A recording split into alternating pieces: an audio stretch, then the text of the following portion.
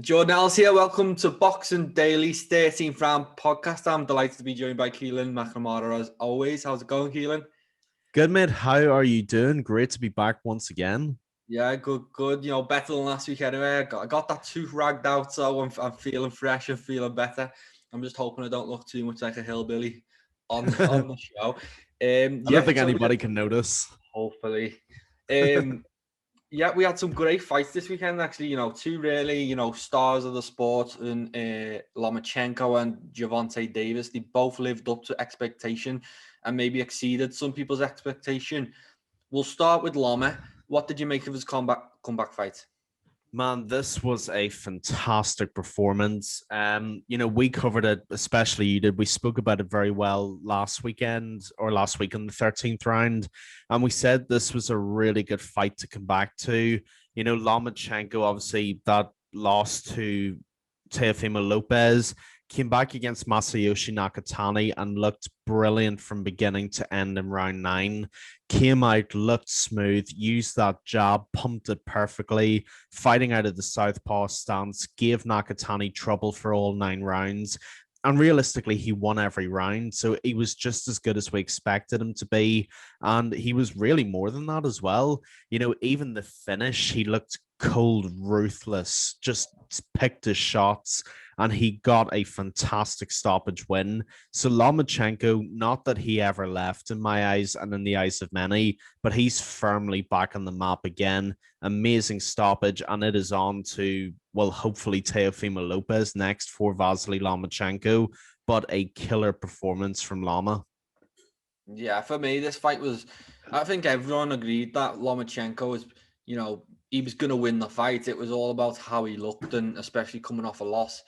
And I think he looked sensational. And it was vintage Loma, where he dominates people start to finish. He's flashy. He creates angles. He scores, weird knockdowns. It was just perfect start to finish. And it was great to see. And I think that sets him up for, that allows him to call for the Lopez rematch or all these other big fights. And as I touched on before, Gervonta Davis, he's hopping around the weights now. Would he fancy a shot at someone like Loma? It was interesting. It was vintage. He still got it. He can still do it, and I think he's worthy of a rematch. And I hope he does get the rematch, because he's been such a breath of fresh air. Seeing him come in, go straight for world titles, run through the divisions, show no fear, and not be scared to lose his and things like that. It's been fantastic to watch, and it looks like the journey will continue.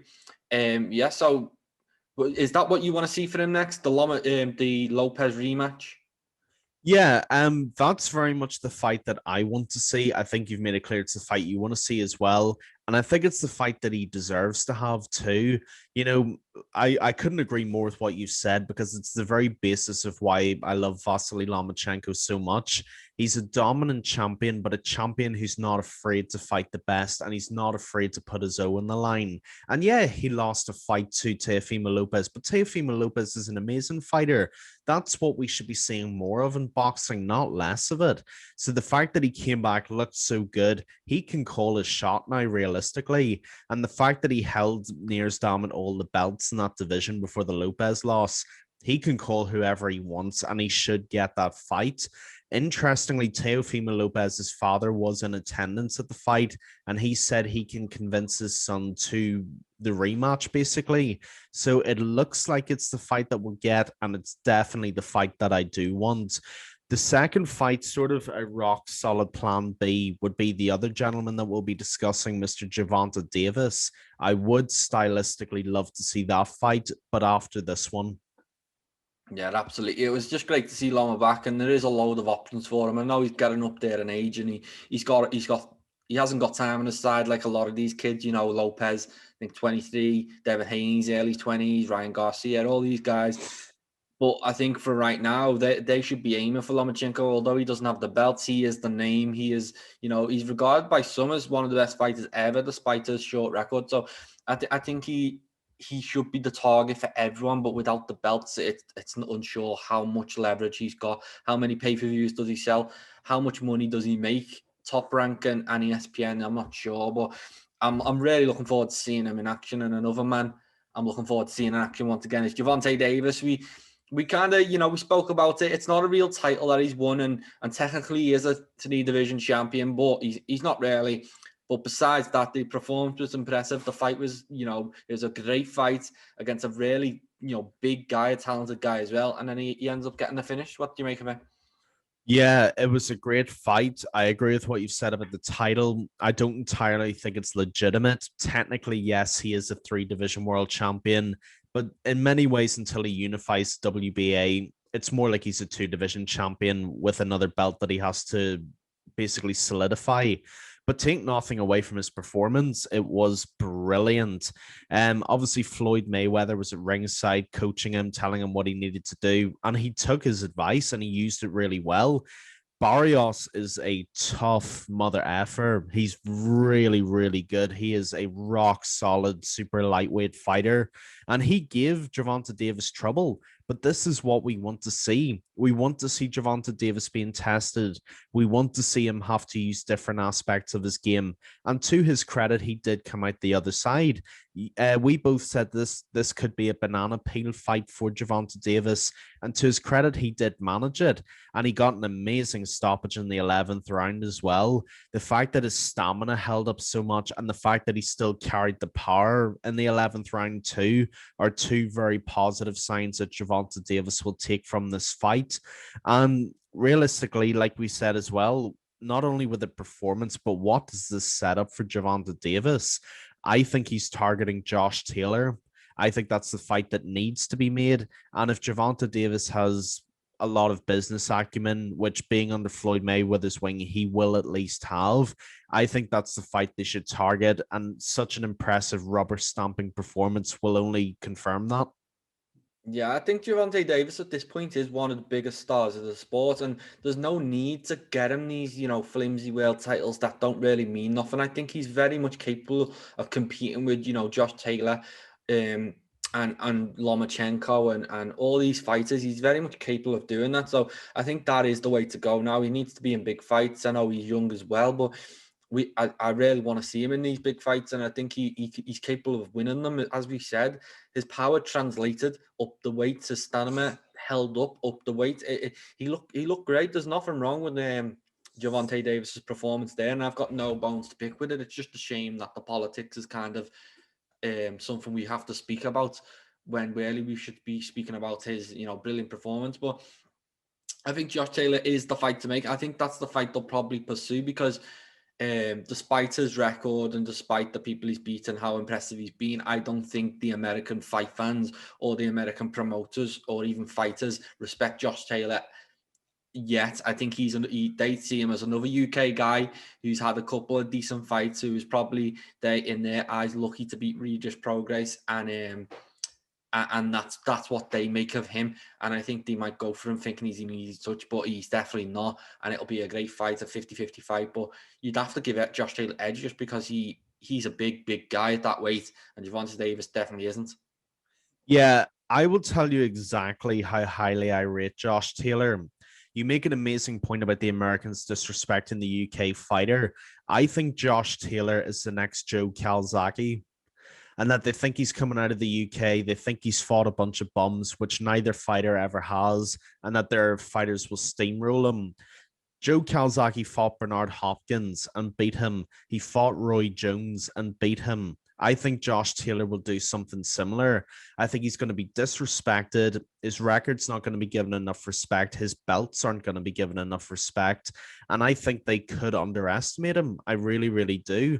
As much as I like Gervonta Davis, and we both have waxed lyrical about how great of a fighter he is. He's prone to being arrogant as well, and he's prone to diminishing and disrespecting his opponents. You cannot afford to do that against Josh Taylor. Josh Taylor is an unbelievable boxer. He beat Regis Prograis for the Ali Trophy, one of the most prestigious prizes still in boxing. And, he won the titles looking like a world-class fighter, which he is. So that's the fight to make, definitely. And it is definitely a 50-50 fight because Gervonta Davis carries stupid knockout power that he's brought up from lightweight. But it's going to be a great fight. For Davis's sake, I hope he doesn't underestimate Josh Taylor because Taylor's going to come in prepared. Absolutely. And I think Josh Taylor, For me, Terence Crawford is arguably the number one pound-for-pound fighter on the planet. But I think Josh Taylor had a much tougher ride to get that division undisputed than Terence Crawford did before he Agreed. moved up. Julius Ndongo, he somehow picked up 2 belts, but he weren't of that caliber, and I think Crawford proved that, and he did what he should have done to him. But since then, he's gone on and he's lost more fights, and I don't think we'll see Ramirez or Regis Prograis losing too many fights. They're really good fighters. Josh Taylor was just better. So we'll move on from that. Obviously, we've got no big fights this weekend. Nothing stands out to me. So we're going to pick up on some news bits. And first things first, we've got a big heavyweight fight. Anthony Joshua against Alexander Usyk. It seems set now for the 25th of September. Not official, but that seems where everything's going. And it's going to be at Tottenham Hotspur Stadium in London. So hopefully, in the UK now, we're in the middle of half lockdown, half not lockdown. So hopefully we can get about 70,000 fans in there. I think that's the goal. What do you make of that fight, the stadium, the dates, and everything about it? Yeah, I think this is a really, really good fight to make. Alexander Usyk is one of my favorite cruiserweight fighters of all time. I think he's that good. I think he's an amazing character. He's extremely likable, and by God, can he box? Undisputed cruiserweight champion. Everybody thought Tony Bellew was going to steamroll him. Usyk knocked him out. I think his move up to heavyweight as well has been very impressive and quite disrespectfully looked upon. All right, his first heavyweight fight, his opponent wasn't that amazing. I'll give you that. But he fought Derek Chisora, and I pointed him. And Derek Chisora is no bum by anybody's measurements. Chisora, perhaps on the fringes of top 10 in heavyweight, but a rock solid heavyweight who hits like a freight train. Usyk is a really, really good boxer, and he's a southpaw boxer. So he's going to present a lot of challenges to Joshua. Now, when it comes to Anthony Joshua, Joshua's far more divisive than he should be, and I don't think it's all his fault. I think a lot of people just like criticizing him because he's true to who he is and he's quiet and he's humble and so on and so forth. But make no mistake about it, Anthony Joshua can box when he needs to. Obviously, a lot of Joshua's biggest wins, like for example, Charles Martin, Carlos Takam, they've pretty much all been one punch knockout victories. But Joshua can exchange hands when he needs to. The second Andy Ruiz fight in Saudi Arabia completely outboxed him for the decision. And I think that's an aspect of Joshua's game that's going to go really underappreciated for a long time. And even when we were meant to get the Tyson Fury fight, everybody was so happy picking on Joshua and criticizing Joshua that nobody picked up on how good his actual boxing has become. Everybody knows he can land that one punch knockout, but no one's given him the credit he deserves. And I think he's going to adapt pretty well to Usyk. I think this is going to be quite a tense feeling out process. And I can't even give a prediction right now because I just don't know how I see it going. But it's going to be an amazing boxing match. It's not going to be a fight, if you know what I mean. It's not really going to be tying them up, landing a haymaker, taking a haymaker. I think this is going to be box, counter slip, box, jab, counter slip. And I think it's going to make for an amazing fight to watch, especially for any true boxing fan. So basically, to end where I'm going with this, I'm actually really happy this is happening. I know Usyk's mandatory for the WBO title. Obviously he was undisputed. So WBO rules, if you're undisputed at one division, you automatically get a shot up in the next division. And I think he's going to give Joshua an amazing fight. And I think people are going to sleep on this fight to a degree too, which I hope they don't. I just have a feeling they will, but don't miss it. It's going to be a great fight. It really is. Yeah, and I think just picking up on your point, I think Joshua is underrated. He is a gold medalist. He is that perfect hybrid between Deontay Wilder's power and Fury's slickness. He's bang in the Yes. middle, and he's got everything. I think in this fight though, his route to victory is to go back to his old ways. He can outbox the majority of heavyweights. I do believe that. But people like Tyson Fury and people like Alexander Usyk, I'm not too sure he can outbox, and he might need to use a bit of that brawn. And I feel like Derek Chisora has laid the blueprint there. He's kind of showed that at the heavyweight, Usyk can be bullied around a bit. You can get on him, and he just lacked the quality to go and finish the job. In my opinion, I don't think as good as Derek Chisora is, as you said, he's a top 10 heavyweight potentially. I think Anthony Joshua would knock him out in a few rounds. I don't think it'd be any type of contest. So I do think Joshua's route to victory is going in, putting it on Usyk, putting combinations together and trying to blast him out early. I think he'd be ill-advised to try and outbox Usyk, although he may be capable of it. I think it just makes it a tougher fight, and it opens up Usyk to the victory down the stretch. But the more conservative Joshua we've seen lately, this is what he likes to do. So although I think that's the easiest route to victory, it's not necessarily what I think he will take. So very interesting fight. Hopefully we had a full set of crowd in, and in terms of, we've lost the Fury fight. I think this is the next best option. I don't like that Fury Wilder trilogy, but this fight is a fresh fight. It's a genuine, pound for pound top 5 fighter in Usyk as well. So it's definitely no dodge. And I think Anthony Joshua, in the end, I think he'll get another big name on his resume. And although he hasn't got that highlight of either Fury or Wilder on there, yeah, it really does stack up now. He's been fighting consistently at world class level against big names and knocking them out for the most part for years now. So yeah, can't wait for that one. It's a shame we've got to wait till the end of September, but this is boxing and this is heavyweight boxing at the minute. But yeah, fun fight at Tottenham in London. Hopefully full fans, and hopefully a big knockout, and we can move on to the actual fight everyone wants. Yeah, totally. Couldn't agree with you more. The other thing with Joshua too is that a lot of people either miss or just flat out don't respect is that he actually hides his right hand really well. That real sort of shotgun punch that knocks a lot of his opponents out, he actually disguises it really well. If you notice when he fights a Carlos Martin, even the Vladimir Klitschko fight, he jabs solidly with the left, but he holds his right hand back. His hand isn't up here where you can see it coming. He actually brings it through, and that's how he generates the power whilst disguising where it's coming from. So Joshua's a far more intelligent fighter than people give him credit for. People think he's just some bodybuilder who has power in his arms, which is totally untrue. If you think that's what it is, then with respect, you're just wrong. But we're going to get a brilliant fight. And I do think with Usyk, you can see the weight disparity because he's a natural cruiserweight. I think you make a great point. Derek Chisora did show if you can get him in the clinch and you can rough him up a bit, you can push him around the ring a bit. But it's going to be a great fight, and hopefully London has a full crowd for it too. Absolutely. And we'll move on from Joshua to one of his former opponents, Dillian Whyte. So he seems set for a fight in the US next. And at the minute, we're weighing up opponents. So I think to bring him out, to coming out party, the perfect fight for him would be Charles Martin. Charles Martin's already called for it. Joshua's got that win over him. Someone the American fans know, a former champion.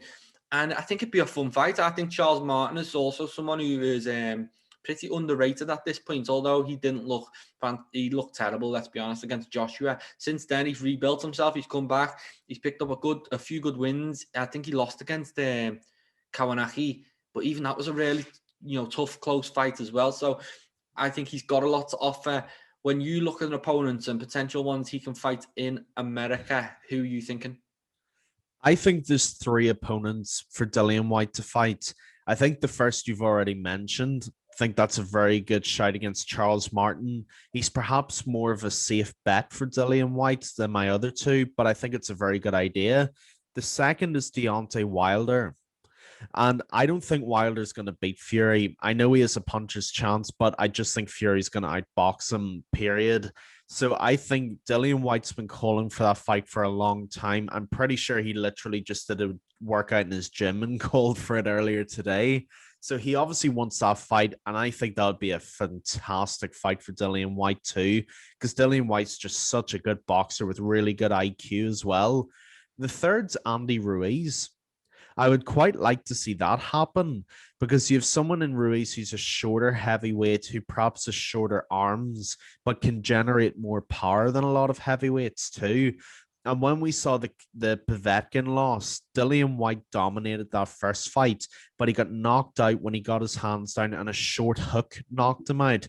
That's Andy Ruiz's bread and butter. That's what he does. That's how he knocked out Anthony Joshua. He let him come in close, used the short hooks, and generated a lot of power out of them. So those are I think those are the best three for Dillian White in the US. Charles Martin's very likely. I think it's a good shout. I think with Andy Ruiz getting back into the picture without split, I think it was a split decision win over Chris Arreola a couple of months ago in California. I think he's an option. But if I had to pick my number one, I think it would be Deontay Wilder. Yeah, well, obviously, I think that would be top of Dillian White's list, everyone's list in the UK, and mine too. I just think the talk now is that it's not gonna be like necessarily a pay-per-view name. It's not gonna be a huge fight. It's gonna be middle of the line somewhere. So I'm thinking more along the lines of, Charles Martin, obviously, as I said, Pulev maybe, who's just coming off a loss to Joshua. I think beating someone with common opponents, Dominic Brazil, someone like that, where you can kind of compare White's performance to someone who's holding the world title, is the best grade. Maybe Otto Warren, who give Fury all kinds of problems. So there's a few options there. And it's going to be interesting to see who he goes. I really do like Dillian White. He brings it every time. He's never scared of a big fight. And he proved everyone, he shut everyone up last time out when he dominated Povetkin. So I think it's a good move going over to America, and I look forward to seeing who he's matched up with. Yeah, I actually like the Otto Valens shout. That was a really good shout in your part, Jordan.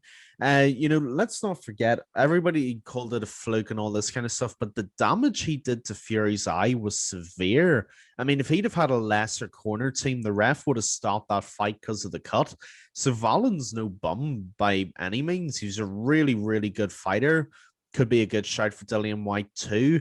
I think the most likely scenario for Dillian White is a combination of what we both want to see. I think he's going to fight someone like Charles Martin first, middle of the road heavyweight, but who's on the up. And then I think he's going to fight Deontay Wilder, not only because he's been calling him out, but as well as that, this political situation with the WBC and White's mandatory status has been a joke. The fact that he hasn't got a fight and the fact that he's had to fight eliminator after eliminator after eliminator, there's no words to describe how utterly infuriating that is. And quite frankly, Dillian White's right to place the arrow straight on Deontay Wilder because he wanted franchise status and he didn't want to give him his opportunity. Quite frankly, a Wilder fight gives White his revenge as well. And I think he is motivated beyond words to get that fight done, especially if Wilder loses. I think it becomes more possible. Yeah, I think there's no chance this fight happens if Wilder wins. He will get made franchise champion, and that'll be the end of that. I think I do like the Otto Warren fight because he's a WC, so it potentially Fury could pick up keep the WBC by beating Deontay Wilder. White knocks out Warren and then says, "Oh, look what I've just done. I'm WBC number one. You've got the WBC belt, and I've just battered the person who gave you a tough 12 rounds." So it's a very interesting spot White in, and it seems like no man's land. But I don't feel too sorry for him because he is making millions of pounds while he's fighting at this level. So although he may never become a world champion, I'm sure he's going to try his best. But at the minute, not being a world champion is still paying the bills and he's still making lots of money. So I think Andy Ruiz fight down the line is more likely than the Wilder if Wilder comes out victorious. But we'll move on because we can speak about Dillian White all day and speculate, but I just can't wait to see him in America. I can't see who they match him up with. It'll be fun. Moving on, I just want to talk about ticket prices, and we've seen the Deontay Wilder Fury ticket prices. They are $500 minimum. That's the worst ticket in the house is 500. I think top dollar is $10,000. In the UK, Matchroom have announced their festival of fighting or whatever it is. I think that's £750 per ticket, but it is a limited audience there. I think there'll only be like a few hundred people. So what do you make of these prices, especially during, a pandemic? Is it just, supply and demand, or is it people taking advantage of what's going on? Dude, I hate it. I really do. Whenever you consider the fact, the boxing, if you know the history of boxing, if you're a student of the game, boxing is one of the oldest working sports that there is. It's the lifeblood of many working class people who enjoy it. To charge $500 in a fight that nobody wanted, that's only being made because of politics, for the worst seat in the house, is just a slap in the face and an insult. And it's nothing more than that. Quite frankly, I think it's a bloody disgrace. But again, this might be controversial. I don't know if it is. I don't know, whatever. But anybody saying Fury cares about the people or Wilder cares about the people is deluded. They don't care about you. They don't care about how much money you have to pay, as long as you're stupid enough to pay $500 to see a fight that's only being made because one wouldn't fight the actual champion. I think it's abhorrent and I think it's wrong. And the matchroom situation is in many ways just as bad, but in some ways I can kind of logicalize it more because it's supply and demand. If it's only, like, say, 300 or 400 people allowed, then you can sort of at least build the argument towards it a bit more, because ultimately matchrooms still have to make money.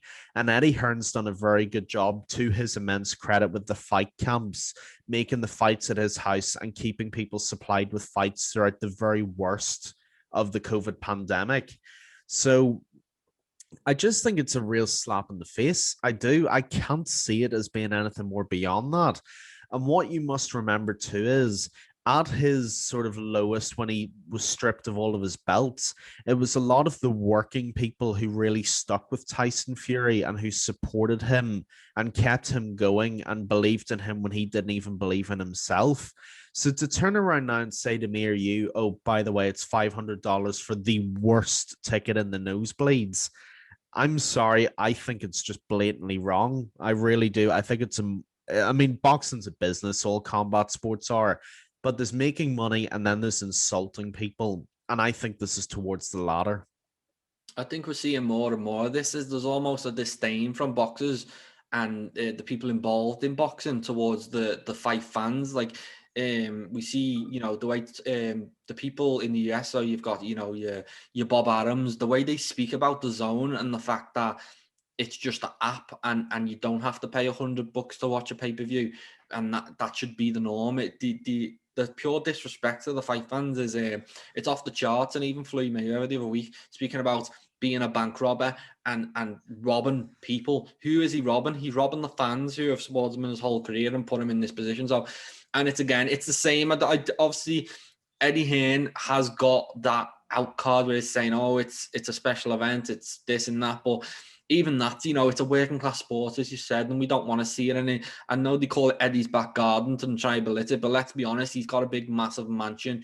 It's huge. He's got a bunch of land, and it's not really working class anyway. So it's a shame to see. I don't want to focus on it too much because obviously we are in a pandemic, and they're just doing what they can, I'm sure, as businessmen and things like that. But it is a slap in the face, and I hope people remember this when we get back to proper fights. And I think there's going to be, at some point, there's going to be a revolt from fans, and I'm sure there already is with streaming and things like that. But it's just going to get even worse. But one company who are doing things the right way, I think, right now anyway, especially in the UK, are DAZN. $1.99 for the month. I know it's going to change soon, but they're bringing it to a subscription base. I think this is the future, the Netflix of boxing, the Netflix of sports.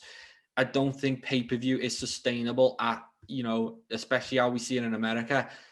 They're doing good work. And did you see the talent lineup they've just announced? I did, yes. I was kind of surprised by some of them, but a lot of them I think are very fair. I know they've got Costello, radio legend Costello, which I'm very happy about. Amazing commentator, really knows the sport. They've got Laura Woods, who's a fantastic presenter. I've got a lot of time for her. I think her work in football, especially, she's actually been really, really good. She knows what she's talking about, and she presents the game in a really accessible way. So she's going to be a perfect gateway for boxing, perhaps for the newer fans as well who know her from football. I think that's a great call. Maya Jama as well, I really like. I think she's a lovely woman. I think she's a great presenter. She's very friendly. She's a huge following too. So again, the social media side, a lot of fans are going to follow flock to DAZN because of Maya Jama, because they know her and they see her involved. So some of them I think are really, really clever appointments. I love Tony Bellew. I'm happy he's involved. I think he's a great mind and a great student of the game as well. Whenever people looked at him, they kind of thought he was just this guy from Liverpool who could box, but he's a really, really intelligent analyst. And I'm happy he's getting the opportunity too, because very few people know more about boxing than he does. And I must admit, I'm actually very happy with the lineup. I was surprised, but pleasantly surprised, because they've got a very good blend of new and experienced people who know what they're talking about and people who can bring the newer people in. So yeah, I think it was a very smart move by Eddie Hearn and by DAZN. Yeah, I think it's a brilliant move. I think they've done, in terms of every hire, they've pretty much nailed it on. I think I'll start with the ladies. Obviously, Laura Wood, she's been doing great stuff in the football side of things. She's doing well on TalkSport. She's in there, and I think she's good. She's going to be brilliant. The Maya Jama one may be controversial in the sense that some boxing fans will be like, "What does this girl know about boxing? What does she know about sport?" But that's not what she's there for. And I'm seeing people pull up a tweet from 2015 saying, and she's like, "Oh, I'm not really into boxing, but I'm watching tonight." Who knows? After watching that boxing fight, she could have been a fan ever since, and she's only 26, so she would have been 20 at the time, writing that tweet. So I wouldn't want to discredit her as well. I think it's a bold move from Eddie, because I feel like he's spending out his bum to get her on board, because she is one of the most in-demand people, in TV. So I think they're both two brilliant hires. As you said, Bellew he's a fun, besides being knowledgeable and all that stuff, he's really fun and he gets really passionate about things. And I think sometimes that passion carries over. He can become biased, so they need to rein him in, keep an eye on him. And Mike Costello being hunted by everyone for ages, and they finally nail him down. Darren Barker and Chris Lloyd. I think it's a great team, and from what I hear, they plan to bring other people on, depending on the week. So, say I don't. Someone's fighting deal from Ireland or whatever, they'll bring Carl Frampton in to speak about that. And I do like that stuff as well. So I think it's a great team, and I think it's better than what I expected. I don't really want to hear any stick about it, because to have Mike Costello finally in that position on TV, and we've needed it for so long. We're always bashing the commentary. We're always saying these things, and I think they're doing the right thing by going out and getting the best in the business. And I can't wait for the first show. Yeah, Mike Costello's an unbelievable signing. He's really kind of a hero of the underground in many ways, just because he is that good on radio in that way. And by the way, anybody criticizing Laura Woods or Maya Jama, after the shit we've seen from Triller, I'd take Donald Trump at ringside over Oscar De La Hoya and people like that. So less of the nonsense, all right? Triller have been an absolute disgrace to boxing and they've completely trashed it. The zone are doing what Triller should have done, basically. They're getting sort of younger, sort of, I hate using the word because I don't think it's a real word, but sort of influencers and popular people. And they're merging them perfectly with the sport, because you've got young people who can learn about the sport and who can develop into the sport. And you've got younger but more experienced people to work with them. So I'm with you. I think it's a perfect move. I think it's going to massively freshen up their broadcasting, because in every aspect of the broadcasting, there's going to be new faces who can bring something new to the fight game. And like you, I'm looking forward to it. Yeah, and absolutely. And even watching the American DAZN, their commentary was off. It was off for Canelo against Callum Smith, and it was just an absolute, they were just fangirling over Canelo, and the same for Ryan Garcia against Luke Campbell. Um, you need to be more even, and obviously when they're the stars and they're the ones that are trying to push. I think you do need to bring in your own team, have that English influence, so it doesn't seem so us against them type thing. But yeah, very exciting. It all starts with fight camp, so very exciting times. And I think that's us for the week. Obviously, there's no big fights to talk about right now. Hopefully we'll have some big ones soon, and we'll be back next week for another podcast. Unless you've got anything to add, this can be it. Yeah, that's it for me. Think we've covered a lot of great stuff today. That's it for me. Thank you everybody for listening. Yeah, thanks for listening to the 13th Round podcast. This is episode number 2, and we'll be back in the next couple of weeks, and we'll be breaking down fights, reviewing fights, talking some news and everything else. So yeah, thanks again.